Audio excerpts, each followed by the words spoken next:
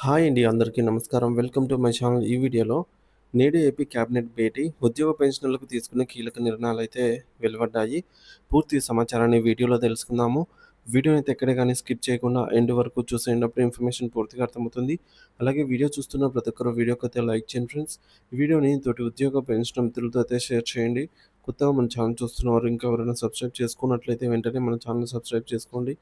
దీని ద్వారా నేను చేసే లేటెస్ట్ వీడియోస్ అన్నీ మీ వరకు రీచ్ అవుతాయి. ఇక ఆలస్యం చేయకుండా వివరాల్లోకైతే వెళ్ళిపోదాము. ఫ్రెండ్స్, నిన్నటి రోజున మధ్యాహ్నం 3 గంటల నుంచి రాత్రి 8:30 నిమిషాల వరకు అయితే జేఏసీ సమావేశం అయితే జరిగిన విషయం మనందరికీ తెలిసిందే. జాయింట్ స్టాఫ్ కౌన్సిల్ సమావేశము. సో, నిన్న జరిగినటువంటి ఈ సమావేశంలో ఉద్యోగ పెన్షన్‌లు సంబంధించి కీలకమైన అంశాలైతే ప్రభుత్వంతో తెలియజేయడం జరిగింది. 14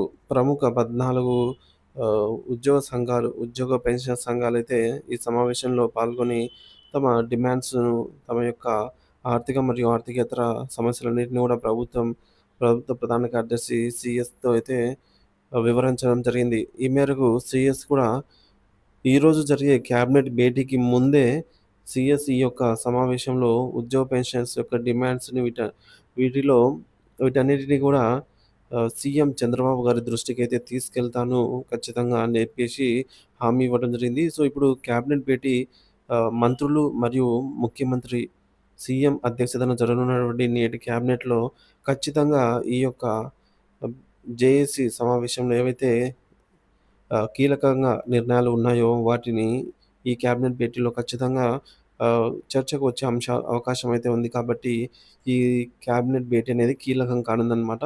సో, ఇంతవరకు మనకు ఎన్ని క్యాబినెట్ భేటీలు జరిగాయో అవన్నీ కూడా జస్టు ఉద్యోగ పెన్షన్స్‌కి ఏమి ఇవ్వకుండానే ముగిసాయన్నమాట. కానీ ఇప్పుడు ఖచ్చితంగా ఉద్యోగ పెన్షన్‌కి సంబంధించి అంశాలైతే ఉండే అవకాశం ఉంది. మరి ఏ ఏ అంశాలున్నాయి? ఉద్యోగ పెన్షనర్స్‌కి తీసుకోబోయే ఆ నిర్ణయాలు ఏంటి? అనేది చూద్దాం ఫ్రెండ్స్. ఇక విషయానికొచ్చినట్లయితే ఆంధ్రప్రదేశ్ రాష్ట్ర భవిష్యత్ కార్యాచరణను నిర్దేశించే కీలక నిర్ణయాలకు వేదిక సిద్ధమైంది. ముఖ్యమంత్రి నారా చంద్రబాబు నాయుడు గారి అధ్యక్షతన సచివాలయంలో రాష్ట్ర మంత్రివర్గ సమావేశం అయితే జరగనుంది. నూతన ప్రభుత్వం కొలువుదీరాక జరుగుతున్న ఈ సమావేశంలో పలు కీలకమైన దీర్ఘకాలిక ప్రభావం చూపే అంశాలపై చర్చించి ఆమోద ముద్ర వేయనున్నారని తెలుస్తోంది. రాష్ట్ర ప్రజానీకం ఆసక్తిగా ఎదురుచూస్తున్న ఈ కేబినెట్ భేటీ ఎజెండాలోని ముఖ్యాంశాలు ఇవే. రాజధాని అమరావతికి తిరిగి జీవం, సీఆర్‌డీఏ ప్రతిపాదనకు ఆమోదం. ఈ కేబినెట్ సమావేశంలో అత్యంత కీలకమైన ఎజెండా అంశం రాజధాని అమరావతి. నిలిచిపోయిన రాజధానిని నిర్మాణ పనులకు తిరిగి జీవం పోయడమే లక్ష్యంగా ఆంధ్రప్రదేశ్ రాజధాని ప్రాంతం అభివృద్ధి ప్రాధికార సంస్థ సీఆర్‌డీఏ రూపొందించిన పలు ప్రతిపాదనలకు మంత్రివర్గం ఆమోదం తెలపనుంది. ప్రాజెక్టుల పునఃప్రారంభం. గత ప్రభుత్వ హయాంలో ఆగిపోయిన రోడ్లు, భవనాలు, ఇతర మౌలిక సదుపాయాల పనులను వెంటనే ప్రారంభించేందుకు అవసరమైనటువంటి పరిపాలన, ఆర్థిక అనుమతులు మంజూరు చేయనున్నారు. నూతన ప్రణాళికలు. అమరావతి మాస్టర్ ప్లాన్‌కు అనుగుణంగా కొత్త ప్రాజెక్టుల రూపకల్పన, వాటికి నిధుల సమీకరణపై కీలక చర్చ జరగనుంది. రైతులకు భరోసా. రాజధాని కోసం భూములిచ్చిన రైతులకు సంబంధించిన ప్లాట్ రిజిస్ట్రేషన్, కౌలు చెల్లింపులు, ఇతర హామీల అమలుపై స్పష్టమైన నిర్ణయం తీసుకోనున్నారు. పెట్టుబడుల లక్ష్యం. కీలక సంస్థలకు భూ కేటాయింపులు. రాజధానికి కొత్త పెట్టుబడులను ఆకర్షించడం, పారిశ్రామిక అభివృద్ధిని వేగవంతం చేయడంలో భాగంగా పలు ప్రతిష్టాత్మక సంస్థలకు భూ కేటాయింపులు జరిపే అవకాశం అయితే ఉంది.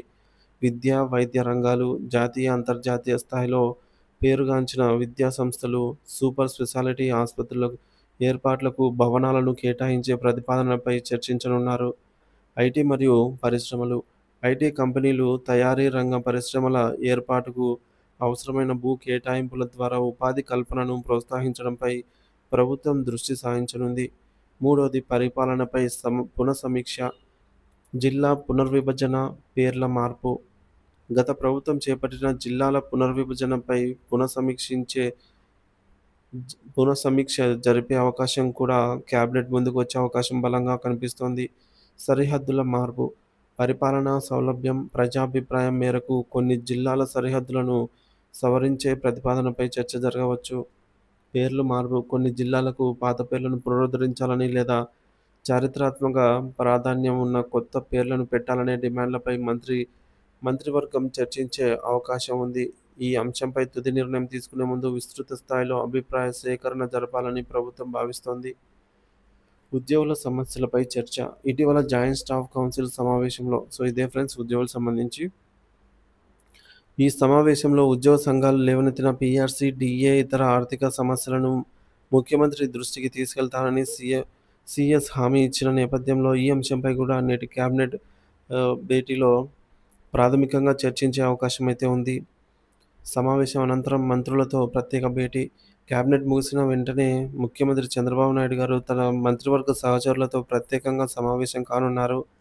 ఈ భేటీలో ప్రభుత్వ ప్రాధాన్యతలను వివరించి శాఖల వారీగా లక్ష్యాలను నిర్దేశించనున్నారు. ప్రభుత్వ విధానాలను, సంక్షేమ పథకాలను ప్రజల్లోకి బలంగా తీసుకెళ్లేందుకు అనుసరించాల్సినటువంటి వ్యూహంపై మంత్రులకు దిశానిర్దేశం చేయనున్నారు. ఈ సమావేశంలో తీసుకునే నిర్ణయాలు రాబోయే 5 ఏళ్ల పాలనకు మార్గనిర్దేశం చేయనున్న నేపథ్యంలో రాష్ట్ర వ్యాప్తంగా సర్వత్రా ఆసక్తి నెలకొంది. సో, ఇందులో ముఖ్యంగా నిన్న జరిగినటువంటి జేఏసీ సమావేశంలో నూతన ప్రభుత్వం ఏర్పడిన తొలిసారి జరిగినటువంటి జాయింట్ స్టాఫ్ కౌన్సిల్ సమావేశం కనుక ఉద్యోగుల సమస్యలపై 5 గంటల పాటు సుదీర్ఘ చర్చ అయితే జరిగింది. ముఖ్యమంత్రి నారా చంద్రబాబు నాయుడు గారి ఆదేశాల మేరకు ప్రభుత్వ ప్రధాన కార్యదర్శి అధ్యక్షతన ఈ అమరావతి సచివాలయంలో జరిగినటువంటి ఈ సమావేశంలో ఉద్యోగ, ఉపాధ్యాయ, పెన్షనర్ల సంఘాల నేతలు తమ ఆర్థికేతర సమస్యలను ప్రభుత్వం దృష్టికి బలంగా తీసుకెళ్లారు. పేరుకుపోయిన వేలాది కోట్ల బకాయిలపై స్పష్టమైన ప్రణాళికను ప్రకటించాలని సంఘాలు ఏకగ్రీవంగా డిమాండ్ చేశాయి. ప్రభుత్వం నుంచి సానుకూల స్పందన. సీఎం దృష్టికి సమస్యలు. నిన్న మధ్యాహ్నం 3 గంటలకు ప్రారంభమైన ఈ భేటీ రాత్రి 8 గంటల వరకు కొనసాగిన నేపథ్యంలో 14 ఉద్యోగ సంఘాల నాయకులు తమ వాదనలను వినిపించారు. సీఎస్ గారికి వినిపించే అవకాశం అయితే కలిగింది. ప్రతి అంశాన్ని ఓపికగా నమోదు చేసుకున్న సీఎస్ గారు ప్రభుత్వ ఉద్యోగుల సంక్షేమానికి కట్టుబడి ఉంది ప్రభుత్వం అనైతే హామీ ఇచ్చారు. ఉద్యోగుల ఆర్థికపరమైన అంశాలను ముఖ్యంగా పీఆర్సీ, డీఏ బకాయిల చెల్లింపు వంటి కీలక విషయాలను రేపటి మంత్రివర్గ సమావేశానికి ముందే ముఖ్యమంత్రి గారి దృష్టికి తీసుకెళ్తాను అని సీఎస్ స్పష్టం చేశారు. ఆర్థికేతర సమస్యల పరిష్కారానికి వెంటనే చర్యలు చేపడతామని, సంబంధిత శాఖలకు ఆదేశాలు జారీ చేస్తామని ఆయన హామీ ఇచ్చారు. 35,000 కోట్ల బకాయిల పరిష్కార మార్గం. సమావేశంలో ప్రభుత్వ ఉద్యోగుల సంఘ అధ్యక్షుడు సూర్యనారాయణ గారు, AP JAC Amaravati chairman Bopparaju Venkateswarlu ఉద్యోగుల బకాయిలపై కీలక గణాంకాలను బయటపెట్టారు. జూన్ 2024 నాటికి ప్రభుత్వమే శాసనసభలో చూపిన లెక్కల ప్రకారంగా ఉద్యోగుల బకాయిలు 22,000 కోట్లు. కానీ మా అంచనా ప్రకారం అప్పటికే 25,000 కోట్లు దాటింది. ప్రస్తుతం ఈ బకాయిలు సుమారు 33,000-35,000 కోట్ల వరకు చేరి ఉండవచ్చు. ఇంత పెద్ద మొత్తాన్ని ప్రభుత్వం ఎలా చెల్లిస్తుంది? ఈ బకాయిలను ఏ విధంగా చెల్లిస్తారో స్పష్టమైన ప్రణాళిక ప్రకటించాల్సిన అవసరం ఉందని అన్ని సంఘాలు ఏకగ్రీవంగా కోరామని వారు తెలిపారు. వినూత్న ప్రతిపాదన. మాకెంత బాకీ ఉందో మాకే చెప్పండి అంటూ ఒక సమస్య పారదర్శకమైన పరిష్కారం కోసం ఉద్యోగ సంఘాలు ఒక వినూత్న ప్రతిపాదనను ప్రభుత్వం ముందు ఉంచాయి.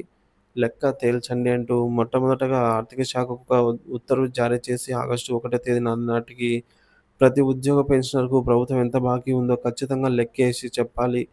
ఆ తేలిన లెక్కను మొత్తాన్ని కూడా ప్రతి ప్రభుత్వ ఉద్యోగి యొక్క సర్వీస్ రిజిస్టర్ ఎస్ఆర్‌లో నమోదు చేయాలి మరియు నెలవారీ పేస్లిప్‌లో స్పష్టంగా పేర్కొనాలి. ప్రభుత్వం నాకెంత బాకీ ఉందో ముందు నాకు తెలియాలి కదా అని నేతలు ప్రశ్నించారు. బకాయిల మొత్తం తేలిన తర్వాత వాటిని ఎలా చెల్లింపులు చేయాలనే ప్రత్యామ్నాయ మార్గాలను అన్వేషించడానికి ఒక వర్కింగ్ గ్రూప్ ఏర్పాటు చేయాలి. రాష్ట్ర ఆర్థిక పరిస్థితిని దృష్టిలో ఉంచుకొని ఈ బృందంలో తాము కూడా భాగస్వాములమై ప్రభుత్వానికి తమ ఆలోచనలను పంచుకుంటామని వారు తెలిపారు. మొత్తానికి సమావేశంలో చర్చకు వచ్చినటువంటి కీలక డిమాండ్లు ఇవే.